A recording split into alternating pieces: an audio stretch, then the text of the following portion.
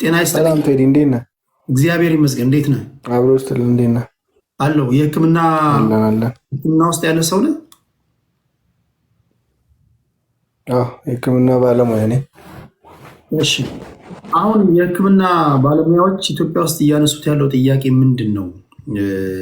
አንዳንዶች አጀንዳቸው እንግዲህ ለመንግስት ቅርበት ያላቸው ሰዎችም ሲናገሩ ሰምታችሁ ከሆነ ለገሰት ሁሉ ፖለቲካዊ ነው፣ በፖለቲካ ሰዎች ተጠልፈው ነው ይላሉ። አንዳንዶች ደግሞ እኛ ከፖለቲካ የጸዳንን፣ እኛ ጥያቄያችን የህልውና ነው፣ እየጠየቅን ያለ ነው የዳቦ ጥያቄ ነው፣ የመኖር ጥያቄ ነው ይላሉ። እና ምንድነው የህክምና ሰዎች የሚጠይቁት ጥያቄ? አሁን እየጠየቅን ያለነው ጥያቄ የፖለቲካም አይደለም ሌላም አይደለም።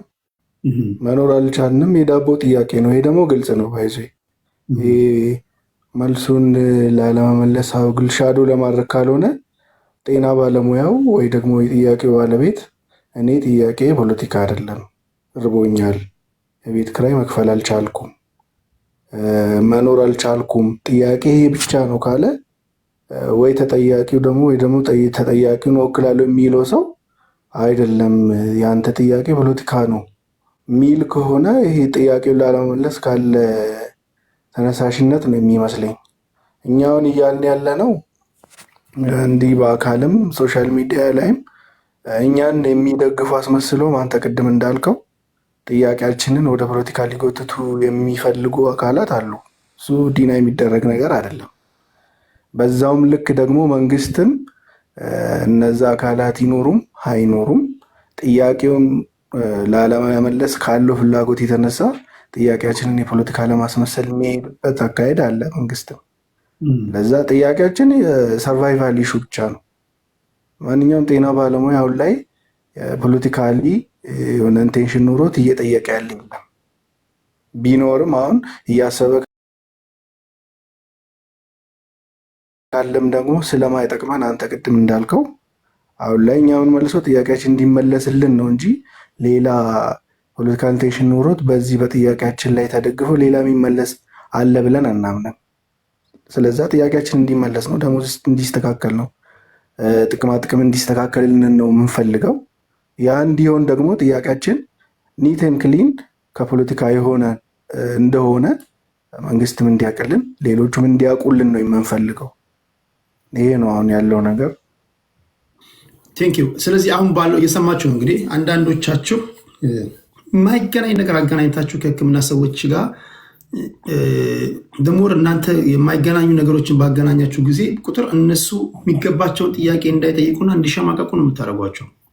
አንዳንዶች የህክምና ጥያቄን ከመምህራን ጋር የምትቀላቅሏላችሁ፣ የህክምና ሰዎችን ጥያቄ ከወታደሩ ጥያቄ ጋር የምትቀላቅሏላችሁ፣ አመፅ መነሳት አለበት የምትሏላችሁ።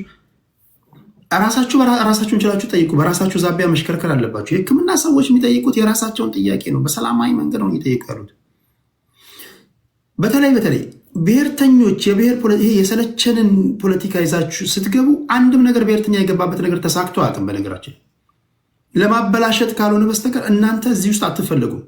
ብትችሉ ድምፁ ሁላቸው፣ ባትችሉ ግን የእነሱን ጥያቄ ፖለቲሳይዝ አታርጉት። ይህን ነው እያሉ ያሉት አብዛኞቹ ሲናገሩ የምሰማው ይህን ነውና ይሄ ከሆነ በቀጣይ እንደሰማሁት ከሆነ ድንገተኛ ነክ ጉዳዮች ካልሆነ በስተቀር ኢመርጀንሲ ውስጥ የሚሰሩ ሰዎች ካልሆነ በስተቀር ሁሉም የጤና ባለሙያ ከሚቀጥለው ሰኞ ጀምሮ ጥያቄው እስኪመለስ ስራ ያቆማል የሚል ነገር ነው የሰማሁት። እና ይሄ እውነት ነው? ምን መሰለህ ቴዲ፣ አሁን ጥያቄውን እየጠየቅንን ያለ ነው። ያው የሁላችንም ኮንሰርን የሁላችንም ችግር ተመሳሳይ ስለሆነ ተመሳሳይ ሀሳብ እየጠየቅን ነው እንጂ ያለ ነው ኦርጋናይዝ አድርጎ ጥያቄያችንን ነውር ኢሹአችንን ሊድ አድርጎ የሚመራን እስካሁን ሪስፖንስብል የሆነ በጣም አካል የለም። ባይዞ ሁሉም ተግባብተን ነው። አሁን ለምሳሌ አንድ ጤና ጣቢያ ሆስፒታል ያለ ባለሙያ ሲሚላር የሆነ ላይፍ ስለሚኖር ብቻ ነው እና ሲሚላር ኢንቴንሽን ስላለ ብቻ ነው አሁን በዚህ ተግባብተን ያለ ነው እንጂ በጣም ወይን ኦርጋናይዝድ የሆነ ወር ደግሞ በጣም የተሰናዳ ነገር የለም። ግን አሁን ተግባብተን ያለነው ወር ካውንት ዳውን አድርገን እንዳለነው ከሆነ ካውንት ዳውኑን ካለቀ በኋላ ስትራይክ ይጀመራል ነው። ግን አሁን ላይ ደግሞ ያሉትን እንቅስቃሴዎች አይተው ደግሞ መንግስት በየጤና ተቋሙ እየወሰደ ያለው እርምጃ አለ። ባለሙያ እየታሰረ ነው። በየግሉ ደግሞ ሁሉም ማስፈራሪያ እየደረሰው ነው። ስትራይኩ አፕላይድ ይሆናል አይሆንም እሱ ደርሶ የምናየው ነው የሚሆነው። እኛ የምንፈልገው እንደ ጤና ባለሙያ ግን ስትራይኩ ደረጃ ላይ ሳይንደርስ መንግስት የጥያቄያችንን የመመለስ ፍላጎት አሳይቶ ምንም ህብረተሰባችንም ሳይጎዳ ምንም አይነት ጉዳት ሳይኖር ወር ስትራይክ ሳይኖር ጥያቄያችን እንዲመለስ ነው የምንፈልገው። አይ አይደለም ጥያቄያቸው ፖለቲካዊ ነው ወር ሌላ ነገር ነው ብሎ የንቀት የግለፍተኝነት ግን መንግስት የሚያሳይ ከሆነ ስትራይኩ የሚቀር አይመስለኝም። ስለዚህ ቀነ ገደቡ መች ነው የሚያበቃው? ቀነ ገደቡ ማክሰኞ ነው። ኦልሬዲ ካውንት ዳውን የሚያልቀው ማክሰኞ። ያ እንግዲህ እስከዛ አዳዲስ ነገሮች ካሉ ዴቨሎፒንግ ስቶሪ ስለሆነ እያደገ የሚሄድ ነገር ስለሆነ ተጨማሪ ነገሮች ካሉ ምናልባት መንግስት ጥያቄያቸውን ሰምቶ ማስተካከያ አድርጋለሁ ወይም አላደርግም የሚለውም ነገር ካለ ቴሌግራም ላይ ጽፍላችኋለሁ። ቴዲ ሐዋሳ የቴሌግራም ቻናሌ ነው። እዛ ላይ ታድምጣላችሁ፣ ታንባላችሁ። በመሀልም ሰኞና ማክሰኞ እንደዚሁ አንድ አፍታ ገብቼ እናወራበታለን ለማለት ያህል ነው። ኤፍቢኦ ከልብ አመሰግናለሁ። ቴንክ ዩ ቴዲ። እሺ ወንድሜ 10 ግዕዝ ሰላም ቴዲሻ። አሰር ነው የሚለው አሰር መጀመሪያ ፕሮፋይልን አይተህ እንትን አልከኝ። ኦኬ የህክምና ባለሙያ ነኝ። የህክምና ባለሙያ ነሽ? በጣም አስቸጋሪ ጊዜ ነው ያለው። በነገራችን ላይ በጣም አስቸጋሪ ነው ያለና ምንም ፖለቲካ ይዘት የለውም። ልንገርህ፣ እኔ ያው እየጻፉት ነው። ደሞዛችን እዚህ ውስጥ ያለው ነው። ድሮ ዲቲ የሚባል ነገር ነበር ናይት ላይ የምንገባበት። አሁን 2-3 ሰዎች ነው የሚሆነው። ዲቲም አንተም በሳምንትም ወይም በምናምን ሊደርስ ይችላል። ፕላስ የ8 ወር አልተከፈለኝም። ይሁን ዲቲ አሁን ባለው ተጨባጭ ሁኔታ ከመጣሁበት አካባቢ የ8 ወር ዲቲ አልተከፈለንም። ትተነው መጥተናል። ኦልሬዲ ዝም ብለን ትምህርት ብለን እንደወጣን እንንቀሳቀሳለን። እንደዚህ ዲቲ ማለት ምን ማለት ነው? እስኪ በህክምናው ስለሌሉ ሰዎች አስረዳቸው። ዲቲ ማለት ለምሳሌ ናይት ላይ ከቨር የምናደርገው ወይም ደግሞ ኦቨርታይም የምንሰራው ስራ ነው። ቅዳሜና እሑድ አለ። እንደገና ኤቭሪ ከመንዴ አፕቱ ፍራይዴይ ናይት የምንገባበት እንከፋፈላለን። ቀኑ ተከፋፍለን ማለት ትንሽ ያገዘን ነበር። ለቤት ኪራይ አንዳንድ ነገሮች ምናምን ያገዘን ነበር። እሱም አሁን እየተቆራረጠ ነው ማለት የሌለበት ኦልሬዲ 1 ዓመት 2 ዓመት ያልተከፈላቸዋል። እኔ 8 ወር አልተከፈለኝም። የ8 ወር በዛ ላይ በደሞዝ መኖር አትችልም። ትሬኒንግ ብትጠራ እኮ ልንገርህ ብር አውጥተህ ነው የምትሄደው ከጓደኞች ምናምን። ኢቭን አትሊስት ስንመጣ እንኳን 1000 ብር ብናተርፍ ነው ከትራንስፖርት አድረህ ስልጠነህ የአልጋ የምናምን ብለህ ስትመለስ ብሯን እዛ ነው የምታልቀው። አብዛኛው አሁን እሱም እየቀረች ነው። ትሬኒንግ የሳይዲዎች ይወጣል ምናምን እየተባለ እሱም ድሮ ይሄ ማተርናል ሄልዝ ኒውትሪሽን ምናምን ኢፒአይ የኢሚናይዜሽን የህፃናት ክትባት ምናምን እያልን እንሄድ ነበር። የማተርናል ሄልዝ ደግሞ ልክ ከእናቶች ወሊድ ጋር ተያይዞ ምናምን ትሬኒንጎች ነበሩ። አንዳንድ ነገሮች ያው አንተ እኛን የምናገኝባቸው ጥቅሞች ነበሩ እና እሱም አሁን እያሽቆለቆለ ነው። ደሞዛችን እያየ ነው። ያው ቤት ኪራይ አሁን ከ8,000 ከ9,000 በታች አታገኝም። ቤተሰብ አለን፣ ልጅ አለ፣ ትምህርት ቤት ታክሲ አለ የምትሄድበት። ቤት ኪራይ ስንት ነው? የቤት ኪራይ አቨሬጅ የሚባሉ አቨሬጅ እንግዲህ እንደየሰው ነው። ለምሳሌ እኔ በጣም ከደሞዜ በላይ ነው። ስለ ደሞዜ ከታክሲ ጋር በተደመራት የላትም። በቃ አልቃለች። በትራንስፖርት ያልቃል። በቃ በትራንስፖርትና ቤት ኪራይ ነው። ኢቭን ቤት ውስጥ እኮ ሰው አለ የሚጠብቅ እና ናይት ፕራይቬት ክሊኒኮች እንገባለን። ፕራይቬት ሆስፒታሎች ትጠይቃለህ። አሁን ደግሞ ጨቅነ ባለሙያ ስለበዛ እነሱም ምን 5,000 ይልሃል። ምን ታደርገዋለህ አንተ? አማራጭ የለህም። ሌሊት ቁጭ ብለህ ከምታድር የሆነ ነገር ከቨር ልታደርግባት ትችላለች። ምንም ፋይዳ የላትም። እና ይሄ ፖለቲካዊ አይደለም።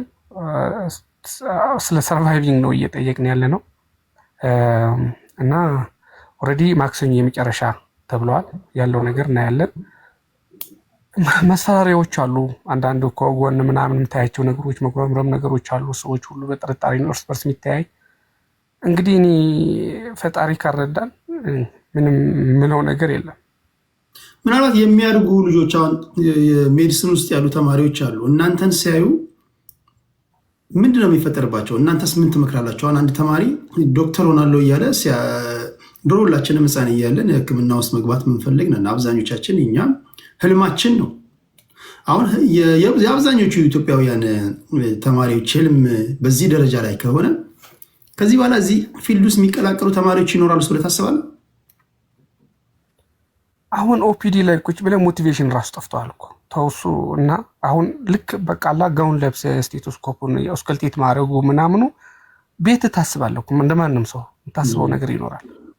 እና አሁን ልጅ አለ ትምህርት ቤት የሚሄድ ትምህርት ቤት ክፍያ የሚያስፈልገው እናት አለች። ሰው እንዴ ተምሬ እኮ ዶክተር ነው ተብሎ እኮ ቤተሰብ እኮ መርዳት አለብህ። እናት የሆነ ለበዓል ስትል እኮ መሸማቀቅ የለብህም እንዴ። እንዴት ነው ታዲያ መማር ትርጉም ምን ዋጋ አለው? እቤት ናት ተብለው እኮ ዶርስ መልስ ደሞዝ አይበቃም። በቃ እዚህ እንውላለን እንትን ቢዚ ነን ሰው ስለማይወጣ አጋጣሚ እኔ ታረኛ ምናምን ብለህ ትቀራለህና ምናልባት እኔ ለቀጣዩ አይደለም እኛ እዚህ ቁመን ተምረን ራሱ እኔ ጋውኑ ቢወስዱልኝና ስሜን ሰው ባያውቅ ደስ ይለኛል። የቀን ሰራተኝነት በቃ ዝቅ ብዬ መስራት እፈልጋለሁ።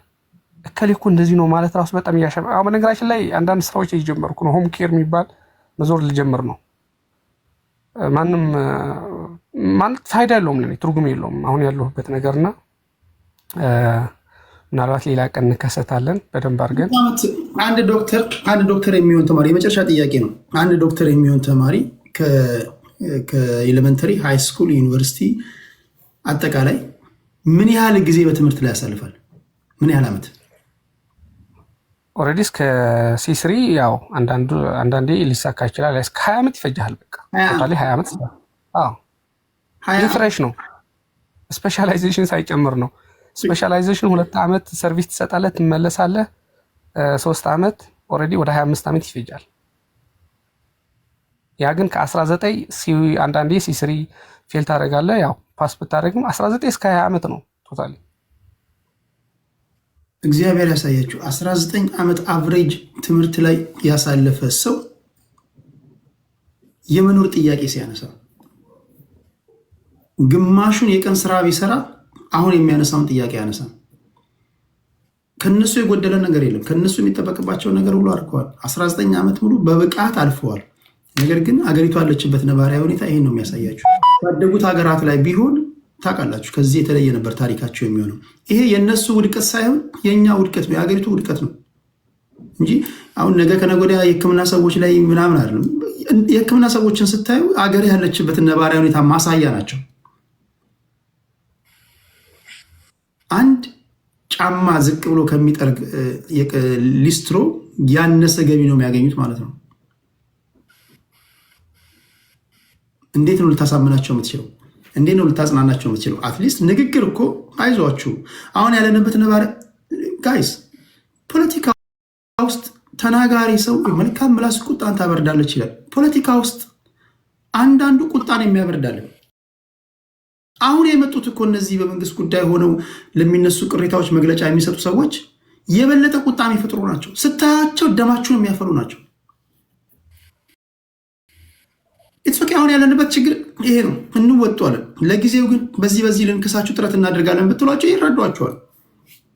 እናንተ ከማን ታንሳላችሁ? እንዴት ያለ ነገር ነው? እንትን የአመለካከት ችግር አለባችሁ።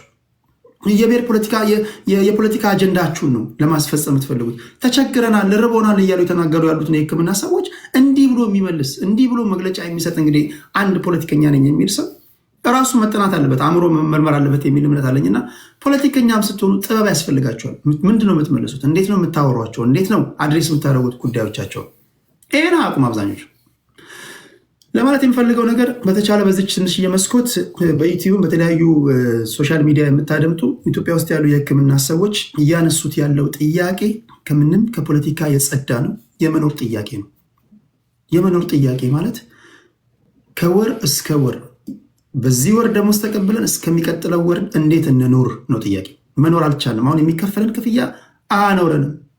ላግዠሪ የሆነ ነገር አለም እየጠየቁ ያሉት ቤዚክ የሆነው መሰረታዊ ፍላጎት ቤዚክ ማለት ምግብ፣ መጠለያ፣ ልብስ፣ እነዚህን ለማሟላት ነው ጥያቄ እያቀረቡ ያሉት። በጣም ነው የሚያሳዝነው። እንግዲህ በተቻለ መጠን ሌሎችንም የፖለቲካ ሰዎችንም በዚህ ጉዳይ ላይ ከፖለቲካ ጋር ሰፍተው ሀሳባቸውን እንዳያቀርቡ በተቻለው መጠን ግን ድምፅ እንዲሆናችሁ ጥረት አድርጋለሁ። ከልብ ነው የማመሰግነው ወንድሜ። ቴንክ ዩ ቴዲ፣ አመሰግናለሁ። እሺ አንዳንዶቹ ሶሻል ሚዲያ ላይ የሚያጋሯችሁ ምስል ሊሰማችሁ ይገባል። የሚተኙበትን አይታችሁ ከሆነ ኑሯቸውን አይታችሁ ከሆነ ቢቢሲ የሰራውን ቅዳስ አይታችሁ ጫማ ከገዛሁኝ 6 ዓመት ሆነኝ የሚል የሕክምና ሰው ስታዩ በዚህ ካላዘናችሁ እናንተ ራሳችሁ እኛ ራሳችን ጤናችንን መመርመር አለብን። አንድ ዶክተር ጫማ ከገዛሁኝ 5 ዓመት ሆነኝ። አንድ ዶክተር እናቴን እንኳን ለማየት ፈራሁኝ ምን ብዬ ነው የሚሄደው? አንድ ዶክተር ቤዚክ የሆነ መሰረታዊ የሰው ልጅ ፍላጎትን እንደ ጥያቄ ሲያነሳ ካልተሰማቸው እንዴት ነው ሊሆን የሚችለው? ለዛ ነው ቅድም ስገባ በተለይ ፖለቲከኞቻችን ይሄ ቤዚክ ዲሰንስ ይሄ ሞራል የሚባል ነገር አተናል እኮ ዋትስ ራይት ኤንድ ዋትስ ሮንግ የሚለውን እንኳን በአግባቡ ማናቅበት ደረጃ ላይ ደርሰናል። እና በጣም ያሳዝናል። ውድቀቱ የነሱ አይደለም፣ የሕክምና ሰዎች ውድቀት አይደለም። እነሱማ ብቃታቸውን አሳይቷል። እነሱማ ከነሱ የቀረ ነገር የለም። ተምሯል፣ ዶክተር ሆኗል።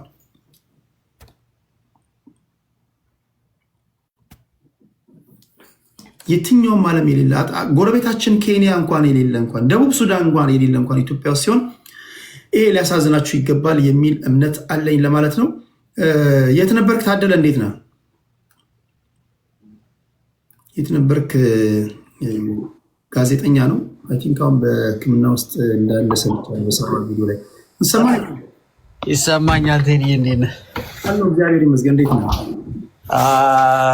ከሶሻል ሚዲያ ጠፋ ብዬ ነበር፣ አይሚን ከቲክቶክ እና ዛሬ አሁን ስሜ ቀይሬ ነው ያንተን ሳይ ለመግባት ስል ማለት ነው፣ ለማውራት ስለፈለኩኝ። እንዴት ታየዋለህ የሕክምና ሰዎችን ጥያቄ እያነሱ ያለው? እኔ ዝም ብዬ ላይት በሆነ አፕሮች ፌስቡክ ላይ ከትላንትና ጀምሮ አንዳንድ ሀሳቦችን ለማቅረብ እየሞከርኩ ነበረ። እኔ ስለነሱ እንኳን ሳይሆን ኢንጀነራል ያለው የኛ ሀገር ሁኔታ የሚያሳየውን ነገር እዛ ላይ ለማንጸባረቅ ነው። የሕክምና ባለሙያዎች ጥያቄ በጣም ሌጂቲሜት እና ማንም ሰው ሊረዳው የሚችል ጥያቄ ነው። ኢንፓርቲኩላር ማለት ነው። ሙያቸውና ክፍያው የማይጣጣም ነው የሚለው በጣም የሚያስኬድ ነው። አገሪቱ ካለችበት የኢኮኖሚ ችግር አንጻር ደግሞ ጠቅላላ የመንግስት ሰራተኛ ያው የግልንም ሊመለከት ይችላል። የመንግስት ሰራተኞች መንግስት ራሱ ገንዘብን ዲቫሉዌት በሚያደርግበት ሰዓት ምን ያህል የሚከፍላቸው ሰራተኞች ገንዘብ እንደሚወድቅ በፍጹም ያላሰበበት ማለት ቢያስብም አይመለከተኝም አይነት ውሳኔ ነው። አንተ ብሩ ዋጋ እያሳጣሁ በሄድክ ቁጥር የምትከፍለው ገንዘብ ምንም ጥቅም እንደሌለው ማወቅ አለብህ። ስለዚህ ያ ሁሉም የመንግስት ሰራተኞች ቪክቲም ይሆናሉ ማለት ነው። የማይጠቅም ሳንቲም እጃቸው ላይ ገብቶ ወደ ጎዳና መውጣት፣ ፕሮፌሽናቸውን መቀየር እና በጣም የሚያስፈራ አኗኗር ነው የሚኖሩት እና ይሄ ሁሉን የሚመለከት ነው። እኔ ይሄ ማለት የተደበቀ ሚስጥር ስላልሆነ ጥያቄያቸውንም ይዘው መውጣታቸው ምንም የሚያስብል ነገር አለ፣ ምንም አስተያየት የሚያሰጥ ነገር አይደለም። ሌጂቲሜት ነው። መንግስትም ያውቀዋል፣ ህዝቡም ያውቀዋል፣ እነሱም ያውቃሉ። ግን ያው ቮይስ ማድረግ ስላለባቸው ወጥተዋል። ሌሎችም አንድ አስገራሚ ነገር ልንገራችሁ። ኦኬ፣ እኔ በእግር ኳስ ውስጥ በስፖርት ውስጥ ያለፍኩ ልጅ እኔ ሚዲያ ላይ በነበርኩበት ሰዓት መዝናኛና ፖለቲካ ነክ ነገሮችን ፕሮግራም አድርጌ የሚሰራው ያው ስፖርት በመዝናኛ ውስጥ ይሳተፋል። አሁን የኢትዮጵያ ፕሪሚየር ሊግ ላይ የአንድ እግር ኳስ ተጫዋች አቨሬጅ ደሞዙ ስንት እንደሆነ ታውቃላችሁ? አቨሬጅ ቤንች ላይ የሚቀመጥ አንድ እግር ኳስ ተጫዋች ደሞዙ ምንም አልተከፈለም ከተባለ 80 ሺህ ብር ነው። በየ2 ዓመቱ አንዳንዱ 17 ሚሊዮን ብር፣ አንዳንዱ 15 ሚሊዮን ብር ይፈርማሉ። ከፍተኛ ደሞዛቸው 450 ሺህ ብር የሚበላ ማለት የተገላቢጦሽ ዓለም እኮ ላይ ነው። እንዴት ያለ ነገር እንደሆነ ራሱ አላውቅም። አሁን ባደጉት ሀገራት ላይ ኦኬ እግር ኳስ ተጫዋቾችም የተሻለ ይከፈላቸዋል፣ ዶክተሮችም የተሻለ ይከፈላቸዋል፣ የትኛውም ፕሮፌሽን ውስጥ ብትገባ ይከፈላል። እንዴት ነው በዚህ ደረጃ? ያውም ደግሞ እኮ ኦኬ እግር ኳሱ ራሱን የቻለ እንኳን ቢሆን አንድ ነገር ነው። ከመንግስት ካዝና የሚወጣ ገንዘብ እኮ ነው የሚከፈላቸው። የከተማ ቡድኖች ናቸው። ከከተማ ነዋሪዎች ግብር የሚሰበሰብ ገንዘብ ነው ለእነዚህ ተጫዋቾች የሚከፈላቸው። ለዓለም ዋንጫ ያላለፈ ለአፍሪካ ዋንጫ እንደ ቀይ ቀበሮ ወይም ደግሞ በ30 ዓመት አንዴ የሚያልፍ ማለት ነው። በአመት ለ11 ተጫዋቾች ወይም ለ22 ተጫዋቾች የሚያወጣው አንድ የከተማ ወይም አንድ የመዘጋጃ ቡድን በአመት ለተጫዋቾቹ የሚያወጣው አለ። እግዚአብሔር ያሳያችሁ። የሲ ቡድኖች አሉ፣ ምግባቸው አለ፣ ኤ ቡድኖች አሉ፣ የሴት እግር ኳስ ተጫዋቾች አሉ። ከ600 እስከ 700 ሚሊዮን ብር ያወጣሉ። በአመቱ መጨረሻ ግን 5 ሚሊዮን አያገኙም። ሪተርን የለውም። አንድ ዶክተር ስለመኖር ጥያቄ ሲያነሳ ሙዝ በዳቦ ነው እየበላ ያለሁት ሲል እንዴት ነው ማህበረሰቡ ራሱ ማይጠይቀው? ተውት፣ ማህበረሰቡ እንዴት ነው መንግስት ስልጣን ላይ ያሉ ሰዎች ራሳቸው ማይጠይቁት? ስለዚህ የመንግስት ስልጣን ሰዎች በመፍራትና በመንቀጥቀጥ የሚጠብቁት ራሳቸው ለሚበሉት ወይም ደግሞ ለሙስና ምቹ የሆነውን ዘርፍ ብቻ ነው ማለት ነው። ቢኮዝ አሁን እግር ኳሱ ላይ ይሄን ያህል ይከፈላቸዋል፣ ከዚህ ቀንሳችሁ ለእነዚህ አካላቶች ከፈሏቸው ብትላቸው የእነሱም ጥቅም ስለሚጎልባቸው ይሻሉ። ይሄን ነገርስ እንዴት ነው የምታዩት? ከዚህ በኋላ እነዚህ የህክምና ሰዎች እንዴት ነው ማህበረሰቡን የሚያክሙት? በዚህ በተበሳጨ ስሜታቸው፣ በዚህ ተስፋ በቆረጠ ስሜታቸው እንዴት ነው ተስፋ አስጥለ እነሱስ ደስተኛ ሆነው የሚያክሙን እንዴት ነው? እስኪ በዚህ ጉዳይ ላይ እናንተን ሀሳብ ስጡበትና ያቋረጥኩት ሀሳብ ነበረና በተመለከተ ነው። ሁለቱንም የመንግስትንም አካሄድ ስትመለከት በዚህ በብልጭልጭና ምንም አይነት ቫሊዩ በሌለው ጉዳይ ላይ ሚሊዮን የሆኑ ዶላሮችን ያፈሳል። የህዝቡ ጥያቄ ባልሆኑ ነገሮች ላይ ጊዜውንም ፖለቲካውንም ያባክናል። እነዚህ ቤዚክ የሆኑ ህይወትን ሊያድኑ የሚችሉ የሰውን ልጅ ህይወት የሚመለከቱ ነገሮች ላይ እንደዚህ ቸልተኛ ሆኖ ስትመለከተው አንዱ ትልቁ ጥያቄ ነው። መንግስት ቅድሚያ ሊሰጣቸው የሚገቡ ሴክተሮች አሉ። ከነዚህም ዲፌንስ እና የጤናው ከዛ በኋላ ትምህርት እንደዚህ እያለ ነው የሚሄደው እና ሊመለከታቸው ይገባ ነበረ። ከዛ በተቃራኒ ደግሞ ተቃውሞ አሁን ሶሻል ሚዲያ ላይ የምናያቸው በጣም የተሰለቹ የህዝብን ጥያቄ ወደ ግላቸው የፖለቲካ ኦፒኒየን ለመውሰድ የሚራወጡት በጣም ነው ያሰለቸኝ። ፐርሰናል በጣም ነው የሚደብረው። ሰዎች ጥያቄ አላቸው፣ ጥያቄያቸው እንዲሰማላቸው ይፈልጋሉ። ወጥተዋል እኮ ኦልሬዲ ወጥተዋል። ምንም ሌላው ተቃዋሚ ወጥቶ ሊያጫጩላቸው የሚገባበት ምንም መንገድ የለውም። አይሚን ሌላ ጥያቄ ሌላ ጉዳይ ነው። ገብቷል። እኔ በግልጽ ነው ጥያቄ ያላቸው ፖለቲከኞች አሉ፣ ተቃውሞ አለ። እሱ ሌላ ጉዳይ ነው። በተደራጀ በሰከነ አጀንዳውን አስቀምጦ ህዝብን አደራጅቶ መታገል ሲቻል ዶክተሮች ጥያቄ ሲጠይቁ እዛ ውስጥ ገብተው ፖለቲካዊ አድርጎ የበለጠ ነገሩ መልስ እንዳያገኝ ጆሮቸው መንግስት ጆሮ እንዲደፈና እልህ እንዲጋባ ታሰሩ፣ አሰሩ፣ ተደበደቡ አይነት ነገር ውስጥ እንዲገባ ይሄ አይተነዋል። በፊት ወያኔን በምንቃወምበት ጊዜ ጠቅሞ ሊሆን ይችላል፣ ግን ፋይናሊ አልተጠቀምንም። እንደ ሀገር ያ ሁሉ ለውጥ መጥቶ ምናምን አልጠቀመንም። ያንን ጣልንበት እንጂ ያመጣነው ነገር ምንም ፋይዳ የለው። ምክንያቱም በለው ጣለው ወደ በቃ እንደዚህ ሰበብ ብቻ የምንፈልግበት የፖለቲካ አካሄድ ስለነበረ ማለት ነው። አሁንም ዶክተሮች እየጠየቁ ያለው ጥያቄ ሌጂቲሜት ነው። መንግስት እንዲመልሳላቸው ጥያቄ እያቀረቡ ነው። ደግሞ ከማንም በላይ ኢንስቲትዩሽን አላቸው፣ እነሱ ማህበር አላቸው። ራሳቸው ስቴቶስኮፓቸውን ይዘው ወጥተው መጠየቅ ይችላሉ። በቃ ተቋም ናቸው ራሳቸው በግል እና ያንን ይሄ የሚራገበው ፖለቲካ የበለጠ እንደው መልስ እንዳይመለስና የረሃብ ጥያቄያቸውን ገና ለገና ነገ መንግስት ሲወድቅ ለሚመጣ እመልስልሃለን አይነት ተስፋ ለመስጠት የሚካሄደው አካሄድ ይሄ ያለፈበትና እኔ በበኩል የማልደግፈው የፖለቲካ አካሄድ ነው። ይሰማ ድምፃቸው they are already on the way እዛ በሚደረገው መንገድ ያድርጉት። እነንትና ግን የሚያጫጩሁት ነገር የበለጠ ነገሩን ሌሎችም እንዳይጠይቁ እና የፖለቲካ ነው ተብሎ እንዲኮረኮሙ የሚያደርግና ሰዎች በራሳቸው እግር እንዳይቆሙ የሚያደርግ ይመስለኛል። ያንን ለማለት ነው ቴዲ። ቴንክ ዩ። የት ነበርክ? የተወሰነ አንድ ዙር ለእነሱ ድምፅ እንሆናቸውና ወደ ተለመደው ፖለቲካዊ ጉዳያችን እንሄዳለን። ካላችሁ እሱን እናወራለን። እሺ ሶራሽ አንተ ምን ትላለህ? የመንግስት ደጋፊ ነህ? የህክምና ሰዎች የሚያነሱትን ጥያቄ እንዴት አየው? እንደምን አመሻችሁ፣ እንደምን ዋላችሁ። ሜዲ ዋንጋሪ እሺ፣ እመጣለሁ ወደ አንተ። እሺ ዋንጋሪ ለካራው ነው። እሺ ዋንጋሪ ለአንተ ልስጥህ። እሺ ከዛ ወደ ሶራ። ኦኬ እሺ እሺ። የአጀንዳ ነው ያነሳው። ምንም ጥርጥር የለውም። እንኳን ዶክተሮች ማናቸውም በችሎታቸው በእውቀታቸው የሚገባቸውን ማግኘት አለባቸው። ምንም ጥርጥር የለውም። ግን አንድ ትልቁን ነገር ሚስ ያደረግነው ነገር አለ። ባለፈው ቴዲ እንደነገርኩ በተለይ ታዳጊ ሀገሮችን የሚመራው ፖለቲካ የፖስት ትሩዝ ፖለቲክስ የሚባለው ነው። አንድ ፋክት ይፈጠርልሃል። ከዛ ፋክት በኋላ የተፈጠረውን ችግር እንድታራግብ ነው የሚደረገው። ለምሳሌ ኢትዮጵያ ከአይኤምኤፍ ጋር የብድር ስምምነት ስትፈጽም የዛሬ ዓመት አካባቢ አንዱ አግሪመንቷ ኦስትሪቲ ሜጀር ነው። ኦስትሪቲ ሜጀር ደግሞ የፐብሊክ ሴክተር ላይ ያለ ደሞዝ መቀነስና ለተወሰኑ ብቻ አነስተኛ ሌቭል ላሉ ሰዎች ለተወሰነ ጊዜ ፍሌክሲብል እንዲሆን ተስማምተው ብድር ተሰጥቷል። እንደ ሀገር ተስማምተናል። ይሄ የኦስትሪቲ ሜጀርስ ኢምፓክቱ ደግሞ በሰፊው በዓለም ላይ የተሞከረ በኢስት አፍሪካ ላይ የተሞከረ ነው።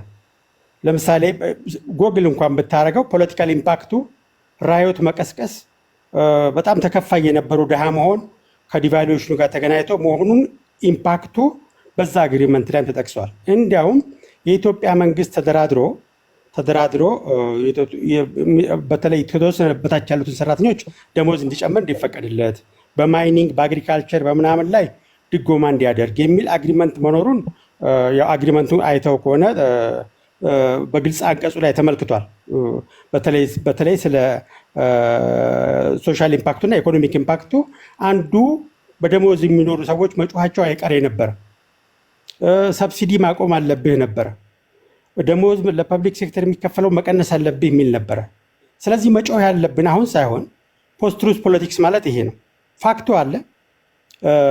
እንደ አገር በተለይ ታዳጊ ሀገራቶች ላይ ቴዲ ከ2008 እስከ 2018 በታዳጊ ሀገራቶች በ28 ሀገራቶች ላይ የህክምና ባለሙያ ማለት ባይዘወይ በአንድ ሀገር ውስጥ ዘቤስት ጭንቅላት ያለው በጣም በህይወት ላይ ትምህርቱን ብዙ ጊዜ የሚፈጅ እውቀቱም ኮምፕሌክስ የሆነና በጣም ምርጥ ሙያ ነው። ነገር ግን በታዳጊ ሀገራቶች በናሽናል ላይብራሪ ኦፍ ሜዲሲን የሚል ግሎባል ድርጅት አጥንቶ በበርካታ ሀገራቶች አጥንቶ በ23 ሀገራቶች ላይ የህክምና ባለሙያዎች ራወት አድርገዋል። መንስኤው ከአይኤምኤፍ ጋር የሚገናኝ ነው። ሁለት ዓላማ አለው። አንደኛው የታዳጊ ሀገራቶች መንግስትን ኢንስቴብል ማድረግ፣ አንፖፑላር ማድረግ፣ በፖፑላሩና በመንግስት መካከል ሽብልቅ ማስገባት ነው። ሁለተኛው ብሬን ድሬን ነው። ብሬን ድሬን በጣም ምርጥ ጭንቅላት ያላቸው በታዳጊ ሀገራቶች ላይ ያሉትን የምታስወጣው ባይዘወይ በማይግሬሽንስ ዶክተርስ ወደ አሜሪካ እና ወደ ዌስት የኮበለሉ ከአፍሪካ በጣም የአስገራሚ ሬት ነው ያለው በ10 ዓመት ውስጥ ስታቲስቲክሱን ብትመለከተው ማለት ነው።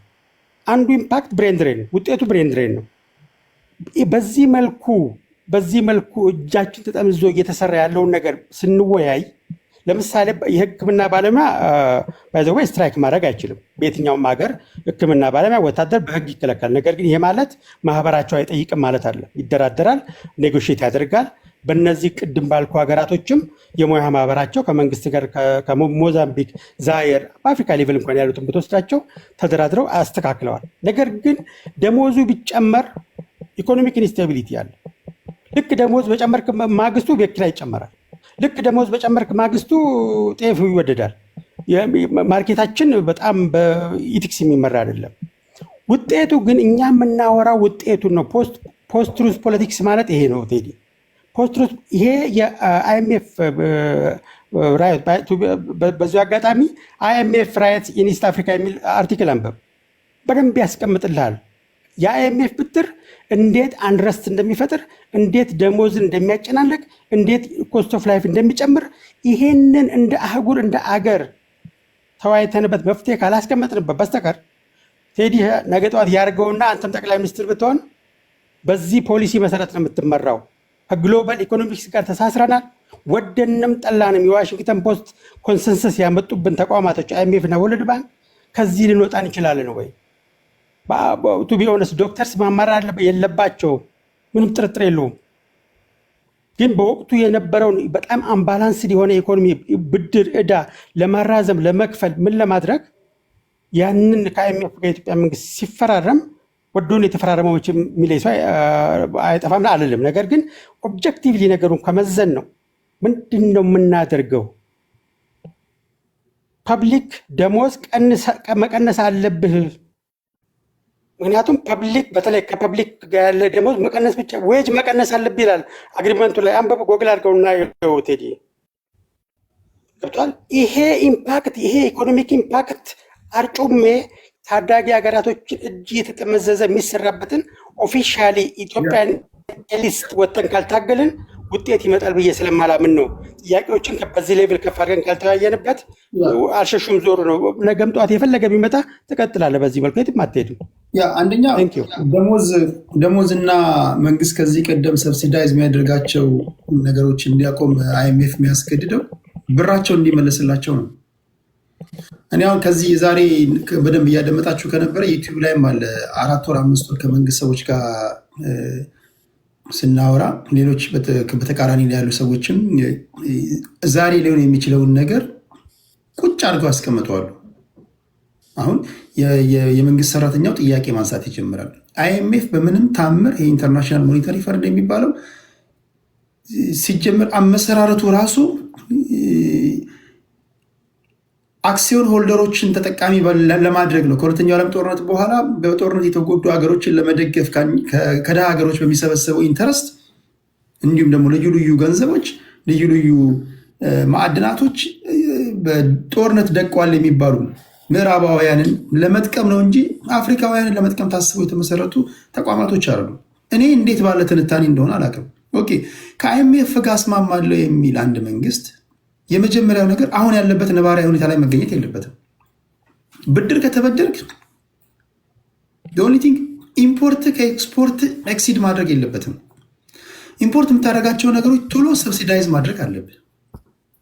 ጦርነት ካለ ጦርነት ማስቆም አለብህ። ኢንቨስተሮችን ደግሞ መሳብ አለብህ ኢምፖርት ለማቆም። አሁን ባለው ነባራዊ ሁኔታ እኮ ኢንቨስተሮች ነቅለው እየወጡ ነው። ሲሆን ከIMF ብር ከተበደርክ እኮ ኢንቨስተሮች መጥተው አንተ ሀገር ላይ ኢንቨስት ማድረግ አለባቸው። ቢኮዝ ኢምፖርት የምታደርጋቸው ጉድስ እና ሰርቪሶች እዛው መመረት አለባቸው። ሰብስቲዩት ማድረግ አለብህ። መቀሌ ላይ ዛሬ እየሰማችሁ ነው። ጠቅላላ ኢንቨስተሮች ነቅለው ለመውጣት እየፈለጉ ነው። ሐዋሳ ላይ እያያችሁ ነው። አማራ ክልል እያያችሁ ነው። የካናዳ መንግስት ዛሬ ያወጣውን መግለጫ እየሰማችሁ ነው። ከአዲስ አበባ በቀር ኦልሞስት የትኛውም የኢትዮጵያ ክልል እንዳትሄዱ እያሉ ዜጎቻቸውን እያስጠነቀቁ ነው። የአሜሪካ መንግስት የሚወጣውን እያያችሁ ነው። ኢንቨስተሮች ደግሞ መጥተው ኢንቨስት ለማድረግ መጀመሪያ እናንተም ኢንቨስተር ብትሆኑ እኛም ኢንቨስተር ብንሆን ኮሎምቢያ ላይ ሄድና ኢንቨስት አድርግ ብትባል መጀመሪያ ኮሎምቢያ ሰላማዊ ሀገር ናት ወይ የሚለው ነው የምጠይቀው። ኮሎምቢያ ላይ አንድ ጥይት እንደሚተኮስ ከሰማ የትኛውም ኢንቨስተር አይሄድም። ለፍታ ያገኘውን ገንዘብ ዝም ብለህ ሜዳ ላይ የሚበትን የለም። ስለዚህ አሁን ያለው ነባራዊ ሁኔታ እኮ የዛሬው ሳይሆን የነገ ከነገ ወዲያው ነው አስፈሪ የሚሆነው። ለዶክተሮች ዛሬ የምሰጣቸው ገንዘብ ላይ 10,000 ብር ብትጨምርላቸው ችግሩን አይቀርፈውም እኮ አይቀርፈውም። ቢኮዝ አሁን የኑሮ ውድነቱ በትንሹ 4 እና 5 እጥፍ አሁን ከሚያገኙት 4፣ 5፣ 6 እጥፍ ላይ በዛ ደረጃ ላይ ገንዘብ ካላገኙ ምንም ሰርቫይቭ ማድረግ አይችሉም። ኢንፍሌሽኑን መቋቋም አይችሉም። መፍትሄው ምንድን ነው? መፍትሄው ምንድን ነው ከተባለ በተቃራኒው ደግሞ አንዳንድ ለህሊናም በጣም አስቸጋሪ ለመተንተንም አስቸጋሪ የሆኑ ነገሮችን ታያላችሁ። $10 ቢሊዮን ቤተመንግስት ተገነባ የሚል ዜና ትሰማላችሁ። ይሄ ሪተርን የሌለው ነገር ማንኛውም የሰው ልጅ ሊጠይቀው የሚገባ መሰረታዊ ጥያቄ ማለት ነው። እዚህ ጋር የኑሮ ውድነቱ በዚህ ደረጃ ላይ ያለ ቤተመንግስት በ10 ቢሊዮን ብር እንደገና ደግሞ ለዚህ መገንባት ደግሞ ትክክል ስለመሆኑ ደግሞ ሲያስረዱ እኮ ነው የምደነግጠው። አሁን ይሄ በጋራ ካላግባባን የአንድ ሀገር ልጆች ነን፣ ይሄ ነገር ትክክል አይደለም ብለን በጋራ ድምፃችንን አንድ ካላደረገው ይሄን መቃወም አሲፍ እናንተ መደግፉትን የፖለቲካ ፓርቲ መቃወም እንደሆነ አድርጋችሁ የምትቆጥሩ ከሆነ በምንድን ነው ታዲያ እኛን ልንግባባ የምችለው? ይሄ እኮ ቢያንስ ሁላችንን በጋራ ሊያግባባ የሚገባ ጉዳይ ነው። አሁን ካለንበት ነባራዊ ሁኔታ ለመውጣት እኚህ ነገሮች መደረግ አለባቸው። ጦርነት መቆም አለበት ሲባል ጦርነት አቁሙ የምትለው ተቃዋሚዎች ጋር ሄዳ አይደለም ወይ ታጣቂዎች ጋር ሄዳ አይደለም። ዘመነ ካሴ ጋር ድሪባ ኩምሳ ጋር ሄዳ አይደለም ጦርነት አቁም የምትለው። ጦርነት እንዲቆም ከተፈለገ 4 ኪሎ ያሉ ሰዎች ባለስልጣናቶች ጋር ሄዳችሁ ነው ጦርነት መቆም አለባችሁ፣ ጦርነት መቆም አለበት ብላችሁ መናገር ያለባችሁ። ቢኮዝ ወደ ሰፊ መሆን ያለባቸው ምህዳሩን ማስፋት ያለባቸው እነሱ እንጂ ወይ ኦነግ ወይ ፋኖ አይደለም። ጦርነት ደግሞ ካልቆመ ደብል እያደረገ ነው የሚለውና ወረስት የሚመጣው ጊዜ መጪው ጊዜ ወረስት መሆኑ ነው የሚያስፈራው ለማለት ያህል ነው። እሺ ሶራ ወደ አንተ ልምጣና እስኪ አንተስ ምን ትላለህ? በጤና ተቋማቶች ዙሪያ በጤና ባለሙያዎች ዙሪያ ነው እያወራን ያለ ነውና ጥያቄያቸውን እንዴት አየው? አመሰግናለሁ ቴዲ። ጥያቄው በጣም መሰረታዊ ነው፣ መሰረታዊ ጥያቄ ነው። ማንም ማለት ቅድምም የት ነበርክም ሲያወራ ሰምቻለሁ። የሁሉም ሰራተኛ ኢትዮጵያ ውስጥ ያለ ችግር ነው።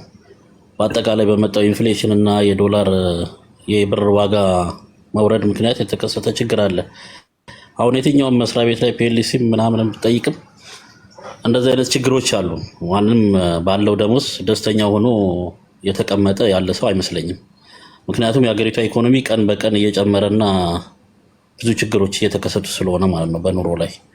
ግን እንዳልከው አሁን ለምሳሌ ቀደም እንዳልከው ኳስ ተጫዋቾች ብዙ ብር ያገኛሉ ምናምን ተብሏል።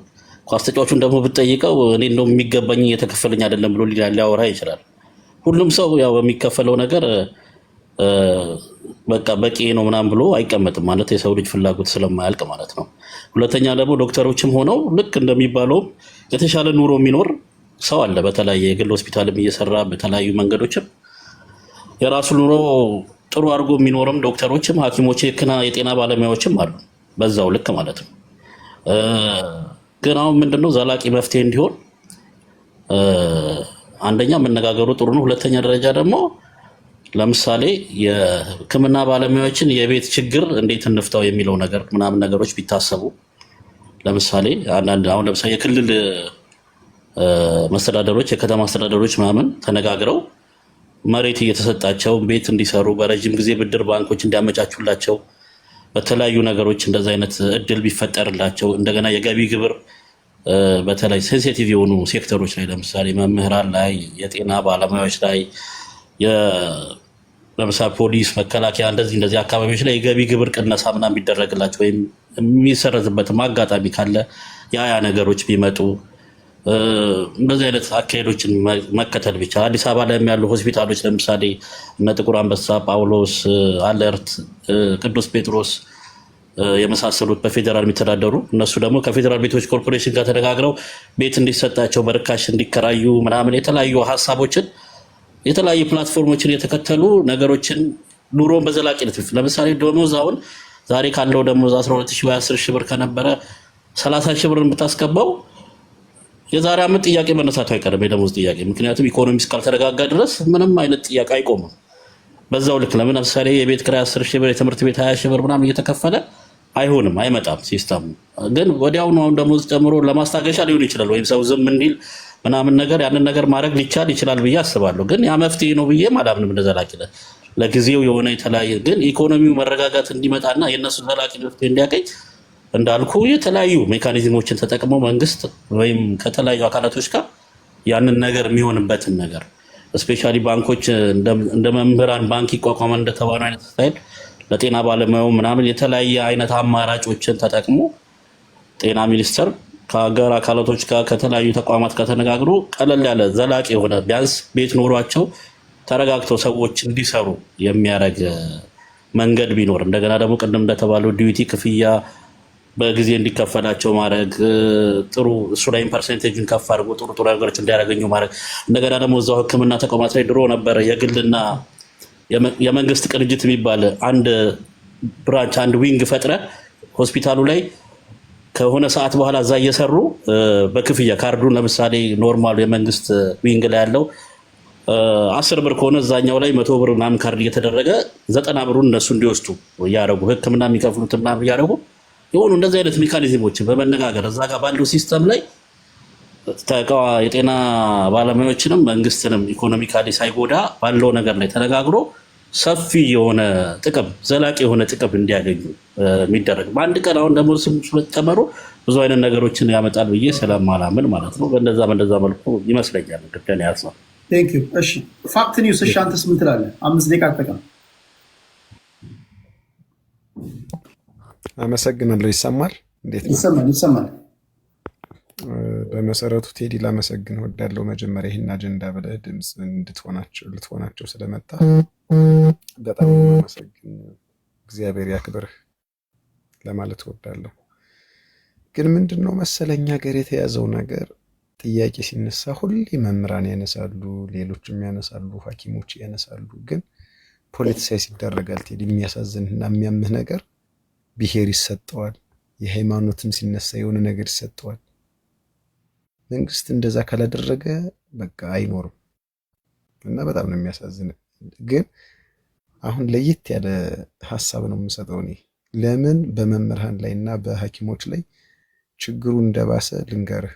ደሞዛቸው ከሌሎች ሴክተሮች አንሶ አይደለም፣ ላብራራልህ ነው። ማለትም ሌሎች ሴክተሮች ከመምህር ጋር እኩል የሚያገኙ ከሐኪም ጋር እኩል የሚያገኙት ነገር አላቸው። ደሞዛቸው ለምሳሌ 15 ሺህ ብር ቢሆን ማለት ነው።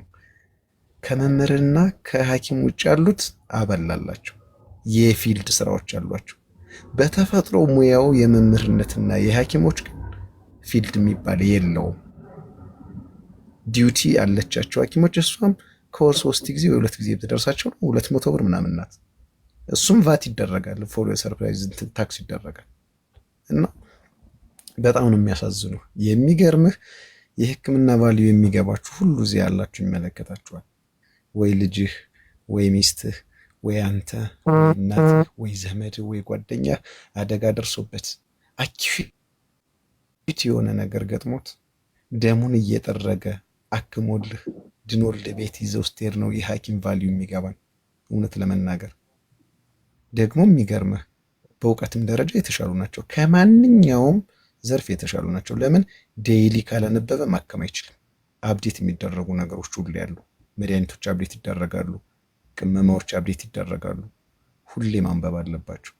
ከስተው ነው የምታያቸው። በጣም ያሳዝነዋል ሐኪሞች አንድ ጫማ 5-6 ዓመት አድርገው ነው የምታያቸው። ለሞራል ራሱ ይከብዳል። ስለዚህ ምንድነው አሁን ይሄ አይመርጥም። ይሄ ጥያቄ አገር ሰላም እንድትሆን፣ ዜጎች ጤናማ እንዲሆኑ፣ ጥሩ ሕክምና እንዲያገኙ ሐኪሞች፣ መምህራን፣ ወታደር ምናምን ወዘተ የሚባሉ አካላት ልክ እንደ አውሮፓውያን ቴዲ ከኛ የተሻለ መረጃው አለ። አውሮፓውያን እነማን ጥሩ እንደሚከፈላቸው ይኖርሃል መረጃው። አሁን ያልኩህ ፕሮፌሽኖች በጣም የሚከፈላቸው ናቸው ባለ የመረጃ መሰረት።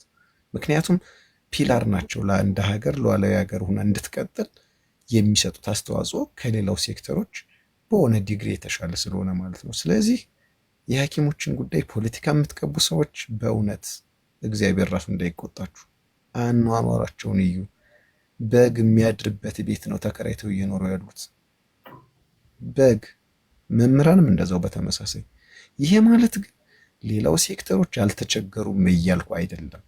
አሁን ቴዲ ዛሬ የገዛኸው ዘይት ከሳምንት በኋላ ሂደህ ግዛው፣ ወይ 150 ብር ወይ 200 ብር ወይ 100 ብር፣ ከዚህ በታች ጨምሮ አታገኝም ዴይሊ ማለት ነው። ያንተ ደሞዝ ግን ባለበት ዱብ ዱብ እያለ ነው እዛው ላይ ቆሞ ማለት ነው። ስለዚህ ምንድነው ቅድም ያነሳሳቸው ነገሮች በጣም ገዥ ናቸው ቴዲዬ። ከተማውን ያሳምራሉ፣ ቤተ መንግስቱን ያሳምራሉ፣ ሽርሽር ይወጣሉ፣ የሆነ ሴርሞኒ ሲያደርጉ ታያለ። በጣም እጅግ በጣም መንገዶች ተዘግተው የመንግስት ድግሶች ሲደገሱ ታያለ። እነሱ ድግሶች ሚኒመም 4-5 በሬ ናቸው፣ ኢን ሚሊየን የሚፈጁ ናቸው። ይህን ስታይ ሰርፕራይዝ ሆናል። እንዴ ሀብታም ሀገር ነው እንዲ ያለሁት ብለህ ልታስብ ትችላለህ። የሚገርም እና ምንድን ነው በቃ ግራ የተጋባ ነገር ያለው መንግስት። በእርግጥ እንኳን ኢኮኖሚውን ሊያረጋጋ ራሱን አላረጋጋም። እንደምታየው ነው፣ መግለጫዎች እየወጡ ነው በየሀገሩ። ዛሬ አንድ ማንኛውም አውሮፓዊ ላሊበላ አይሄድም፣ ባህር ዳር አይሄድም፣ ኦሮሚያ ላይ ሰሙዌር አይዝናናም፣ ሐዋሳ አይሄድም። ራሱን ሪስትሪክት አድርጎ ነው ያለው። ይሄ በራሱ የሚያመጣልን ኢንካም ነበረው እኮ በዳላር ነው የሚከፍሉ ለጉብኝት ሲመጡ ወደኛ። እና ምን ልፈልግ ነው አጠቃላይ አንድ ጥያቄ ሲነሳ ፖለቲካ መገባት በጣም በቃ ኢትዮጵያ ውስጥ በሽታ የሆነብን ይሄ ነው። በቅንነት አታየውም። ካድሬ እኮ ደሞዝ ሳይጠይቅ እንደሚጨምር ታውቃለህ መቼም ቴዲ፣ ማህበራዊ ሚዲያ ስለምታይ ካድሬ እኮ ደሞዝ አይጠይቅም። ለምን እንደማይጠይቅ ልንገርህ። በየአመቱ ጨምሯቸዋል። ስልክ ሰምተሃል? ሚኒመም አንድ የወረዳ ካድሬ 30 ሺህ ብር ስልክ ነው የተሰጠው። እኔ ነኝ ያለ ሳምሰንግ። በከንቲባ ደረጃ ደግሞ የ65 የ70 ሺህ ተወስኖላቸዋል። እንደዚህ በየደረጃቸው። በክፍለ ከተማ ደረጃ ደግሞ 50 45 ሺህ። ስልኩ እንግዲህ ፊኒሽድ ጉድ ነው፣ ኪሳቸው ነው የሚቀመጠው። ሽጦ የ10 ሺህ ብር ስልክ መያዝ ይችላል። መብቱን ማንም አይከለክለው። ሳይጠይቁ የሚጨመርላቸው ስል ምቀኝነት እንዳይመስል፣ እየሰሩ ከሆነ ይጨመራቸው፣ አልቃወምም። ግን ፌር ዌልዝ ዲስትሪቢዩሽን የሚባል አለ ስንማር ሲቪክ ላይ። ፌር ዌል ዲስትሪቢዩሽን፣ ዌልዝ ዲስትሪቢዩሽን፣ ፍትሐዊ የሆነ ዜጎች የሚያገኙት የመሬት ጥቅም ሊሆን ይችላል፣ የደሞዝ ጥቅም ሊሆን ይችላል፣ እኩል አይደለም። ደግሞ በትምህርት ስትሄድ አብዛኛው አመራሩ የተማረ አይደለም። እውነት ለመናገር በዶክተሮች ልክ አሁን እውቀት ያለው ዲግሪ ማስተርስ ዳይሬክት ዩኒቨርሲቲ ገብቶ የወጡ አይደሉም። በዲስታንስም በምንም ተምረው ግን ይህን ያህል ደሞዝ ሲበሉ ታያለ። ይህንንም ሳነሳ የምቀኝነት ነው ምናምን ልል ይችላል። አይደለም፣ ሪሌቲቪቲ እየነገርኳችሁ ነው። እና አንድ ሰው መማር ያለበት ቫሊዩ አድ ለማድረግ ነው በህይወቱ ላይ፣ ከዛ ሀገርን ለመጥቀም ነው። አንተ ካልጠቀመ ምን ያደርግልሃል? የአንተ ዲግሪ፣ አንተ ማስተር ፒኤችዲ ምን ይሰራል? ፕሮፌሰሮች ቤት አልባ ናቸው እኛ ሀገር። ስለዚህ ምንድን ነው መንግስት ይህንን ጥያቄ ደረጃ በደረጃ ካልመለሰ አሁንም አገሪቱ ወደ ገደል እየሄደች ነው የሚል ድምዳሜ ያለኝ። አመሰግናለሁ ቴዲ። ፋክት ኒውስ። ሀብትሽ ድሬ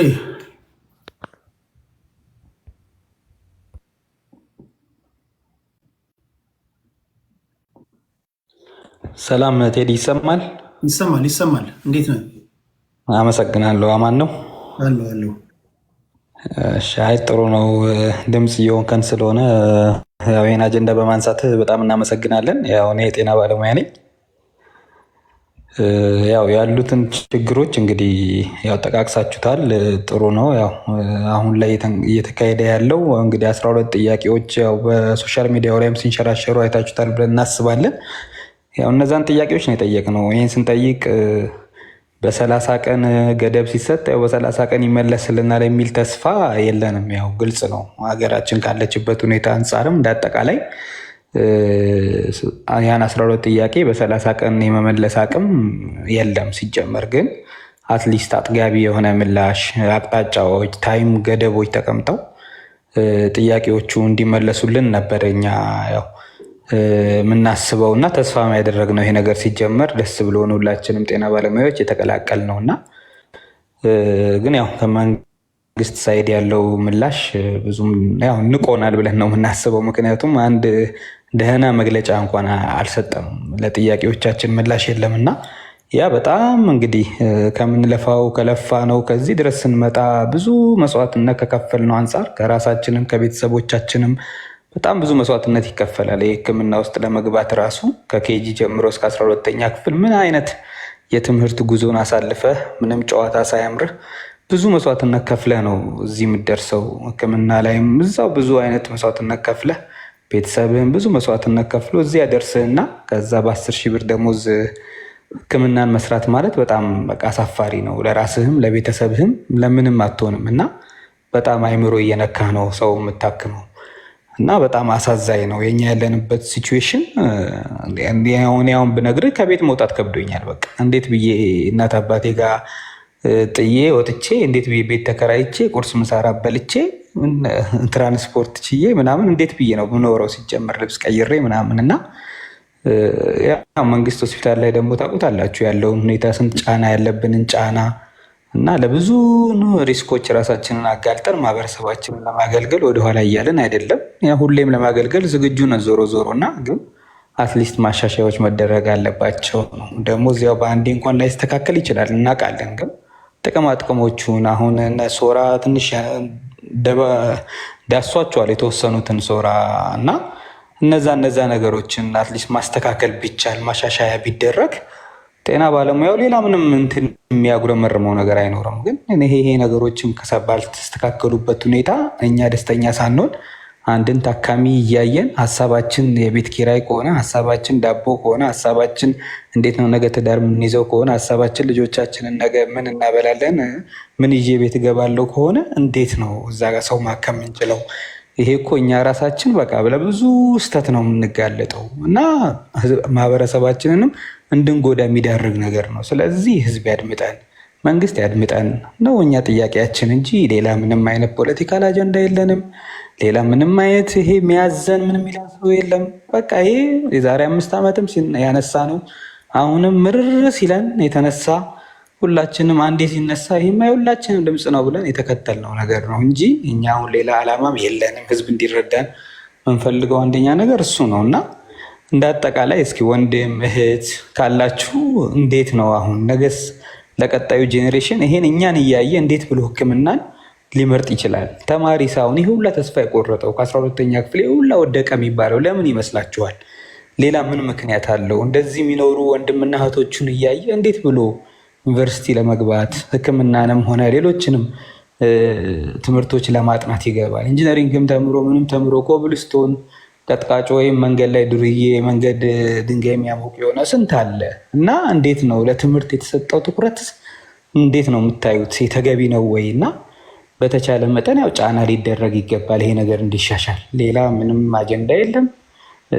ፖለቲሽያኖችን በተቻለ መጠን ይሄን ነገር በጣም እንትን ከማለት ከማጋጋል ይልቅ አትሊስት በቃ ፎርማሊ መልስ እንዲሰጠን አንዴ ከጠየቁ ይበቃል እና ኦቨር የእኛን ጥያቄዎች ዳይቨርት አድርጎ የእኛንም ጥያቄ እንዳይመለስልን ከመንግስት ጋር ማጋጨትም ያው ተገቢ አይደለም ብለን እናስባለን እና እነሱን መልእክት ብታስተላልፉልን እንድታውቁልንም እንፈልጋለን። እኛ በቃ ፖለቲካ ምንም አላማ የለንም። በቃ እኛ ጥያቄያችን የዳቦ የሻይ ነው። በቃ ሌላ ነገር የለም። ስለዚህ እንኑር ነው እያልን ያለ ነው። እንድንኖር ደግሞ ማህበረሰባችንን በቅንነት እንድናገለግል ይህንን አገልግሎት እንድንቀጥል በተቻለ መጠን መንግስት ደግሞ ማድረግ ያለበትን ነገር ሊያደርግልን ይገባል።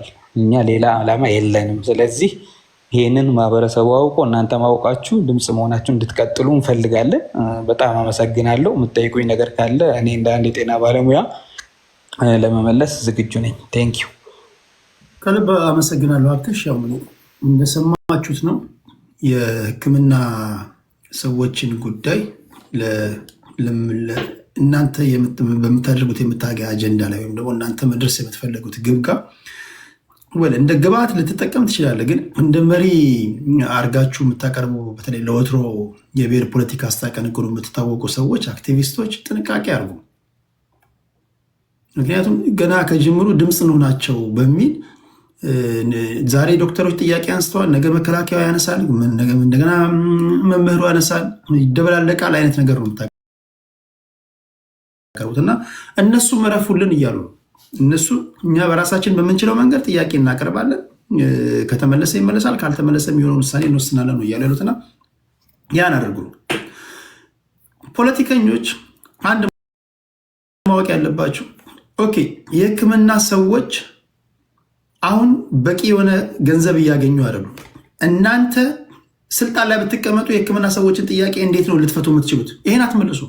ብጠይቃችሁ ገንዘብ ከየት ነው የምታመጡት? ይሄን ችግር እንዴት ኦኬ ፕሮብለም ነው ይሄን ፕሮብለም እንዴት ነው ሶልቭ የምታደርጉት? አሁን እናንተ ብትሆኑ ይሄን ነው መናገር ያለባችሁ። ፖለቲካ ማለት ይሄ ነው። ፖለቲካ መስራት ከፈለጋችሁ እኛ ስልጣን ስንይዝ የህክምና ሰዎችን ጥያቄ በዚህ መንገድ እንፈታለን፣ የመምህራንን ጉዳይ በዚህ እንፈታለን፣ የኢንጂነሮችን ጉዳይ በዚህ እንፈታለን፣ የገንዘብ እጥረት አለ በዚህ እናስተካክላለን ብላችሁ ከመፍትሄ ጋር ነው መሆን ያለበት እንጂ እንደ ቋያ እሳት ዝም ብሎ እርጥቡንም ደረቁንም እየበላ እንደሚሄድ መሆን የለባችሁም። ፖለቲከኞች በተገኘው ነገር ላይ ብቻ ተንሸራታችሁ ገብታችሁ ፖለቲካ አይሰራም። ስለዚህ ፕሊስ ቢያንስ እነዚህ ፕሮፌሽናል ሰዎች ናቸው፣ ሙያቸውን ጠንቅቀው የሚያውቁ ሰዎች ናቸው፣ እንዴት መናገር እንዳለባቸው የሚያውቁ ሰዎች ስለሆኑ አብዛኞቹ ምንም በማያውቁት ጉዳይ የተደበደቡ የታሰሩ ነው እና ቢያንስ ጥንቃቄ ብታደርጉ ለማለት ያለው። መሐመድ የህክምና ውስጥ ያለ ወንድም ነው። ስለሆነው ነገር በንቃት የተከታተለ እንደሆነ ተስፋ አደርጋለሁ። እስኪ 5 ደቂቃ ውሰድና ሙሄ የምትለንን በለንና ወደ ፖለቲካዊ ጉዳዮች እንሄዳለን። እሺ፣ አመሰግናለሁኝ። ጉዳዩን ቤተ ላይ ብዙ ኦዲየንስ ስለሚኖር በማቅረብህ አፕሪሼት የሚደረግ ነገር ነው። ፓራዶክሶችን ግን አያለሁኝ። አሁን ፖለቲካን የምንረዳበት ፐርስፔክቲቭ ራሱ እንዴት ነው? ይህ ችግር የፖለቲካው ውጤት አይደለም ወይ? የፖለቲካው ውጤት እስከሆነ ድረስ ፖለቲካዊ ያደረጉት ፖለቲካዊ ይዘት እንዲኖረው አደረጉ የሚለው ክስ ራሱ ፓራዶክስ ለኔ። ሲጀመር ይህ ጥያቄ ዛሬ የተፈጠረ ወይም ደግሞ ከዚህ ሪሰንትሊ ከተካሄደው የገንዘብ ዲቫሉዌሽን ጋር የተያዘ አይደለም። it's been a chronic problem. if you remember post 2018 when I was there ጤና ጥበቃ ሚኒስትር ውስጥ በነበርኩበት ሰዓት ዶክተር አሚር በሚመራበት ሰዓት ተመሳሳይ ችግሮች ነበሩ። ጥያቄ ለጠቅላይ ሚኒስትሩ ቀርቦ ነበረ። መልስ የሰጠበት መንገድ እጅግ በጣም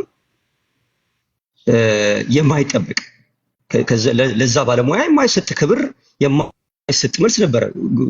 መልሰ ማየት ይችላል ቪዲዮዎቹ ማለት ነው። አንድ ማስታወሻ ልንገር። አሁን በቅርብ ያረፉትን ዶክተር ፍቅሩን ታስታውሰዋል አይደለም? ዶክተር ፍቅሩ ማሩ ሂዝ ኖን ካርዲዮሎጂስት እስር ቤት ነበረ በዛ ሰዓት ካስታወሳችሁ። የሱ የመሰረተው የልብ ሕክምና ተቋም አለ። እሱ አንዱ የሚሰራበት ማለት እዛ የምትሰራ አንዲት ካርዲዮሎጂስት እኛ በሳምንት 8 ኬዝ መስራት እየቻለን ግብአት ባለመኖሩ ምክንያት ህፃናቶች እየሞቱ ነው ብላ ስትል ምንድን ነው የተደረገችው? she was being bullying የተደረገችው በጠቅላይ ሚኒስትሩ ማለት ነው። እዛ ውስጥ አፈተቀላጤ ደካማ የሚባሉ በነገራችን ላይ በሁሉም ዘርፍ ላይ ደካማ የሚባሉ ሰዎች ፖለቲካ ውስጥ እንደሚጠጉት ጤናውም ውስጥ ደካማ ፐርፎርማንስ ያላቸው ሰዎች የፖለቲካ ሜምበር ነው የሚሆኑት፣ አባል ይሆናሉ። ከዛ በሚያገኙ ጥቅም የባለሙያውን ጥያቄ ሰፕረስ እና ኦፕረስ በማድረግ ኢቭን ጉዳዩ ወደሚመለከተው አካል እንዳይደርስ በማድረግ ሲተባበሩ ነው የምናየው። ስለዚህ ይሄንን በደንብ ልታዩት ይገባል። ይሄ ፖስት 2018 ፕሪ 2018 የነበረ ችግር ነው። ማሳያ ልንገርህ። በብዛት መንግስት ከኮራፕሽን ጋር ተያይዞ ነው እንጂ ነገሮችን በደንብ ለማየት የሚሞክረው ለምሳሌ የባንክ ሰራተኞችን ገንዘብ ስለሆነ ገንዘብን ኮራፕት ያደርጉብኛል ብሎ ስለሚፈራ ደሞዛቸውን ሲያስተካክል 100% ነው የሚጨምረው። ያ ብቻ አይደለም፣ መኪና እንዲገዙ መኪና ሳይኖረው ራሱ አንድ የባንክ ሰራተኛ የነዳጅ ተብሎ ድጎማ ይደረግለታል። የሰው ህይወትን ከፈጣሪ በታች እጁ ላይ ያለን አንድ ባለሙያ ግን አይደለም በዛ ሌቭል ኦፍ አንደርስታንዲንግ ማየት አይደለም፣ በቃ እንደ ተራ ነገር ነው የሚያዩዋቸው። ስንታየ ነበር ነው። የራሴን ሲናሪዮ ልንገርህ። እኔ በራሴ አንደኛውን ማስተርስ በራሴ ክፍዬ ነው የተባርኩት። ከልጆቼ አፍ ላይ መንግጌ ማለት ነው። አንደኛውን ማስተርስ ስኮላርሺፕ አግኝቼ ነው 10 ዓመት ሰርቭ አድርጌ ማለት ነው። ነገር ግን ሁለቱንም ማስተርስ ዲግሪ ይዤ ስመጣ ምን ተደረገልኝ? አንድ ቤሳቤስቲን አልጨመረልኝም። ቤሳቤስቲን መማርህ ሳይኮሎጂካል ሳቲስፋክሽን ሊኖረው ይችላል፣ አለቃ ሊቀንስልህ ይችላል። ነገር ግን የልጆችን ልብስ፣ የልጆችን ጫማ፣ የባለቤትህን የሚያስፈልጋትን ለአንተ የሚያስፈልግህን እናትና አባት የሚያስፈልጉትን ይገዛልሃል። ኦኬ፣ ትልልቅ አባቶች ምናምን ሲመርቁኝ ደስ ይለኛል። በጠዋት ሂጄ በእግሬ ተሻግሬ ፎር ዩር ሰርፕራይዝ ከጎማ ቁጠባ ሳሪስ ድረስ በእግሬ ሂጄ አውቃለሁ። ከጎማ ቁጠባ ሳሪስ ዲስታንሱ ነው። በዚህ መልኩ ነው ባለሙያው የሚሰራ። ቅድም ከላይ ዋንጋሪ እየተናገረ ነበር፣ ብሬን ድሬ ብላ ብላ ብላ። ብሮ ዲስ ኢዝ ለግዠሪየስ ኤክስፕላኔሽን ነው ለኔ። ሌላኛው እየበላ እየጠጣ እየኖረ ያውም ደግሞ በአንድ አዳር ማለት ነው ኢን ታውዘንድስ እየረጨ በሚኖርባት ሀገር ውስጥ እኔ እየተቸገርኩኝ የሆነ ነገር ሳነሳ ፖለቲካ ነው ወይ እንደዚህ ነው ምናምን የሚባል ከሆነ ጉንጭ አልፋ ነው የሚሆነው። ስለዚህ የሚያስፈልገው የሕክምና ባለሙያዎችም ሆኑ ሌሎች የአገልግሎት ዘርፍ ላይ ያሉ አካላቶች ዲፔንዳንት ናቸው። ስለዚህ ያንን ችግር መፍታት ያለበት መንግስት ነው። ችግሩን ከፈጠረ በኋላ ችግሩ ከሱ ቁጥጥር ውጭ ሲወጣ ፖለቲሳይዝ አደረጋችሁ ብሎ መደብደብ፣ ማመናጨቅ፣ ምን ማድረግ እኔ አግባብ ነው ብዬ ስለማላስብ ማለት ነው። ይሄንን ስናገር አዎ የጤና ባለሙያዎች ስትራይክ ማድረግ የሙያው ኤቲክስ አይፈቅድም። ምክንያቱም አንድ ሆስፒታል አንድ የኤመርጀንሲ ሰርቪስ የሚሰጣ ሆስፒታል ዘጋው ማለት በሰዓት ውስጥ ምን ያህል ኢመርጀንሲዎች እንደሚከሰቱ ገብተህ ማየት ነው። በዓለማችን የበለጸጉ የሚባሉት ሀገሮች እዚህ የምኖርበት አሜሪካ ውስጥ እንኳን ራሱ እያንዳንዱ ነገር ስታንድ ባይ ነው። ምክንያቱም we can't predict anything። ስለዚህ ዘጋኸው ማለት የሚመጣው ኢመርጀንሲ በአንተ ምክንያት ደግሞ ምን ይሆናል? ላይፍ ትሬትኒንግ ይሆናል ማለት ነው። ነገር ግን ለፖለቲካ ዲስኮርስ ለፖለቲካ ስብሰባ ብሎ ይዘጉ የለም እንዴ? እኔ አስታውሳለሁ እኛ የምንቃወመው የነበረው ምንድነው? ሄልዝ ኤጁኬሽን ሴክተሩ የጤናው ሴክተር ከፖለቲካ ተጽዕኖ ውጪ መሆን አለባቸው። የምንለው ለምንድን ነው? በተማርከው ሙያ እንድትሰራ ማለት ነው። ለፖለቲካ ከስራ ተብሎ ጤና ጣቢያ የሚዘጋበት ጊዜ አልነበረም እንዴ? 10 ቀን 15 ቀን ጉንጭ አልፋ ለሚሆን ጠመቃ ማለት ነው። ያንን ስትናገር ደግሞ ስትቃወም እንደገና አድሃሪ እየተባልክ ተቃዋሚ እየተባልክ የምትባረርበት ጊዜ አልነበረም እንዴ? ስለዚህ ይሄን አንደርስታንድ መደረግ አለበት። ከዛ ውጪ ጤና ሚኒስቴር ላይ ያሉ ሰዎች ለምሳሌ የጤና ሚኒስቴር ኢንስቴድ ኦፍ the actual problem ለመንግስት ከማሳየት ይልቅ የሚዲያን እስካን እያደረጉ ያለውን ጉዳይ በራሳቸው ወይ ፖለቲሳይዝ ያደርጉታል ውስጡ ነው ማለት ነው። ከዛ መጨረሻ ላይ ግን ገፈቱ ማን ላይ ነው የሚወድቀው? ተራው ሰራተኛ ላይ ጤና ጣቢያ ላይ ያለው እንጨቆራር የሚባል ጤና ጣቢያ ውስጥ የሚሰራ ጤና ባለሙያ እኮ ሂዝ ሊቪንግ የድንጋይ ዘመን ህይወትን ነው እየኖረ ያለው። የድንጋይ ዘመን ማለት ነው። አንድ ሰው ጋውን እንኳን አንተ ጋውን የምትለብሰው ጋውን እኮ ኒት መሆን አለበት አይደለ? ሪንክል ማድረግ የለበትም። አንተ አስቀያሚ ጋውን ለብሰህ የሰውን ጤና እንዴት ነው የምትጠብቀው? ከጋውን ላይ የሚሰርቅ ካድሬ ባለበት ውስጥ ማለት ነው መልሶ ፖሊሳይዝ አደረግከው ይላል። ለምንድን ነው ሀገራችንን ጥለን የምንሄደው? በሙያችን እኮ መስራት ስላልቻልን እኮ ነው። ከዛ ይልቅ ከካድሬው ጋር ተመውዳምዶ ተመሳጥሮ በኮንትራት እየተቀጠረ በኮንትራት ማለት ነው ጡረታ ከወጣ በኋላ ተመልሶ በጓደኞቹ በኩል ፕሮግራሞች ላይ በኮንትራት በዶላር እየተከፈለ የሌላውን ጤና ባለሙያ የመንግስት ቅጥረኛውን የሆነ ባለሙያ ሲኦል የሚያደርግበትን ኃይል አስተካክል ነው። ሪፎርም አልተሰራም። ጤና ጥበቃ ላይ ምንም አይነት ሪፎርም የለም። ምንም አይነት ሪፎርም ማለት ነው። ይሄንን ጉዳይ ስትናገር ፖለቲካ what is the soul of politics? እኔ እናንተ እኮ ወደን ነው እንዴ ስለ ፖለቲካ የምናወራው? we are a victim። ፖለቲከኛ ባንሆን የፖለቲካው ተጽዕኖ አፈርድሜ ነው እያበላን ያለው። ስለዚህ ከ2018 ዓመተ ልደት በፊት የነበረው ችግር ነው። በዛን ሰዓት ቤተ መንግስት ገብተን ነው የተሰበሰብነው። 7 ዓመት መፍትሄ አልወጣም። 7 ዓመት ዋናው ምክንያቱ ምንድነው ግን? አሁን የሀገሪቱ የፖለቲካ ችግር በብሔር ተይዞ መፍትሄ እንዳላመጣው ጤና ባለሙያው ራሱ ከፋፍለውታል።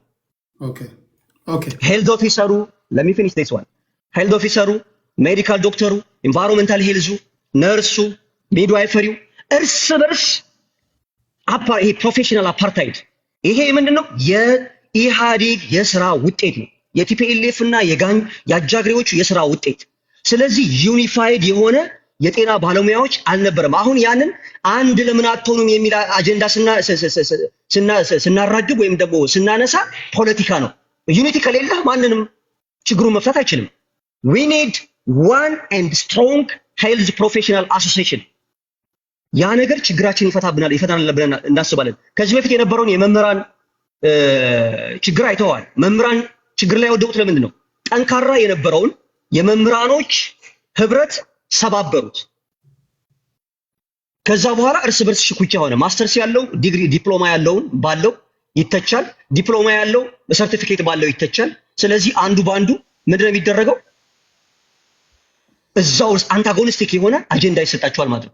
ይሄንን አንደርስታንድ መደረግ አለበት። የጤና ባለሙያው ችግር it has to be addressed የሚደረገው ምንድነው? it is a vital። አንተ ጭንቅላት ሳይኖር እንዴት ነው ሰው ነው የምትንቀሳቀሰው? የሀገር ጭንቅላት ነው ጤና ባለሙያው። ኦኬ